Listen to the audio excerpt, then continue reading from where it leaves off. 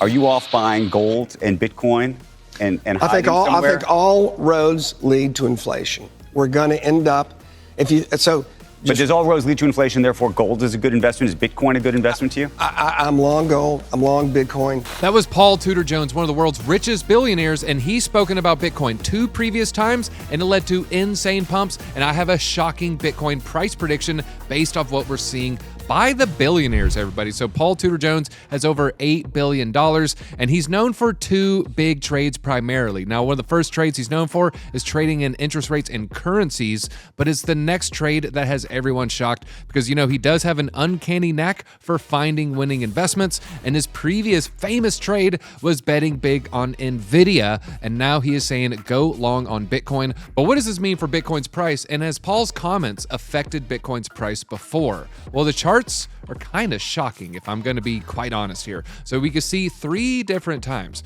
Paul Tudor Jones has come out very, very bullish on Bitcoin. This is where we're at right now, and here are the 2 previous instances. Then this is going to lead us to our insane price prediction. Now you can see here, October 10th, I like Bitcoin and I like gold. I had to verify for myself. And yes, the date was October 10th. He was on CNBC talking about this. And if we look at exactly when he was saying this, October 10th, 2023, it's that daily candle right there. That was an insanely great time to buy Bitcoin. And if we look at the charts, he was telling people this around basically $25,000, and Bitcoin in less than half a year shot from $25,000 up to close to $75K. So you're able to triple your investment. Well, what about the first time he said it? That wasn't the first time he said it. He also spoke about Bitcoin in May 11th of 2020, and he says he has about 2% of his assets in Bitcoin. And I had to verify for myself. If you look at the actual quote here, he says just over 1% of my assets in Bitcoin. Maybe it's almost 2%. That seems like the right number right now. When we go back to this graphic, he was saying this May 11th, 2020. Double check myself. Yes, May 11th. He said this again on CNBC. He must love that channel. We go back to May 11th. That was also a fabulous time to buy Bitcoin, and you're more than tripling your investment right there. If we jump in on that May 11th daily candle, you can see we were up 7x in less than a year. So great return on Bitcoin. So that's when he said it the first time. This is when he said it the second time, and now he is talking about Bitcoin for a third time, and he just said it today. And if you look at the previous times, perfect time to get into Bitcoin.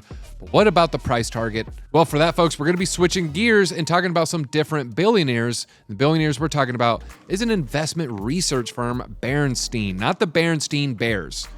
Or is it Berenstein? I don't know what's going on with that. But Bernstein has something that's pretty famous in financial circles. It's kind of closed off to the public, and it's one of their famed black books. And they just released a black book on Bitcoin. Now, I want to give a big shout out to Matthew Siegel, recovering CFA, Certified Financial Advisor. Great name there. Now, they have 160 pages why Bitcoin will hit 200K. And then we're going to talk about the price target in a second because the charts back it up by the end of next year, by the end of 2025. I have the best pages from these 160 pages. Let's go ahead and dive in. Now, first, they talk about the massive success of Bitcoin on Wall Street. There's $60 billion of Bitcoin wrapped as regulated ETFs compared to $12 billion in September of 22. By 2024's end, we expect Wall Street to replace Satoshi, and Satoshi has 1 million Bitcoin as the top Bitcoin wallet.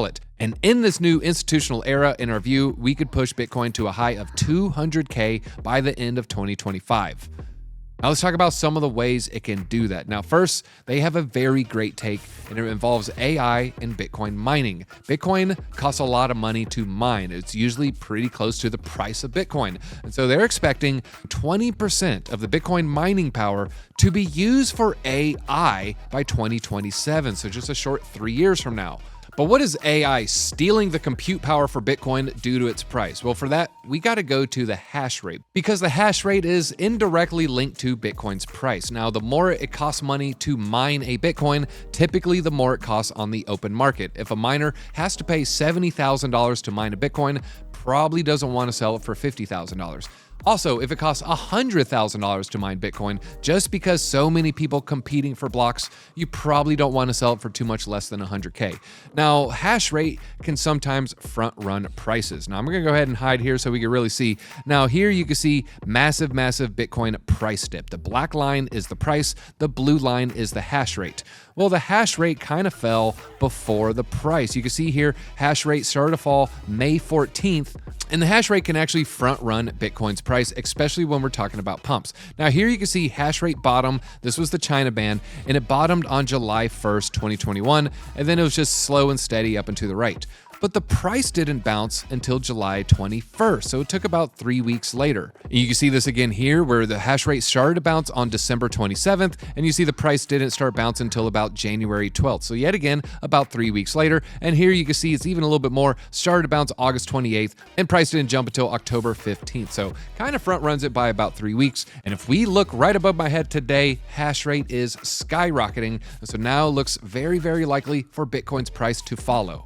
And back to the Bitcoin Black Book, there's one final graphic I kind of wanted to focus on here, and it's saying how AI Bitcoin hybrids are going to just outpace when it comes to energy consumption. They're going to go from 1.4, which is where we're at now, to about 4 gigawatts. And if you look at operating for large Bitcoin mining with no AI, only going from 2.3 to 4.7. So the AI Bitcoin hybrid mining operations are going to outpace just the traditional Bitcoin mining operations.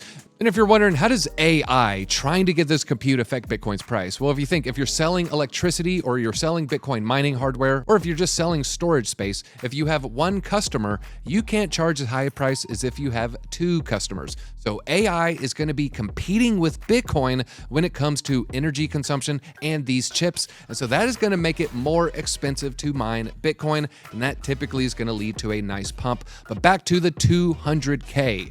Where does he get this target? Where does he get this number?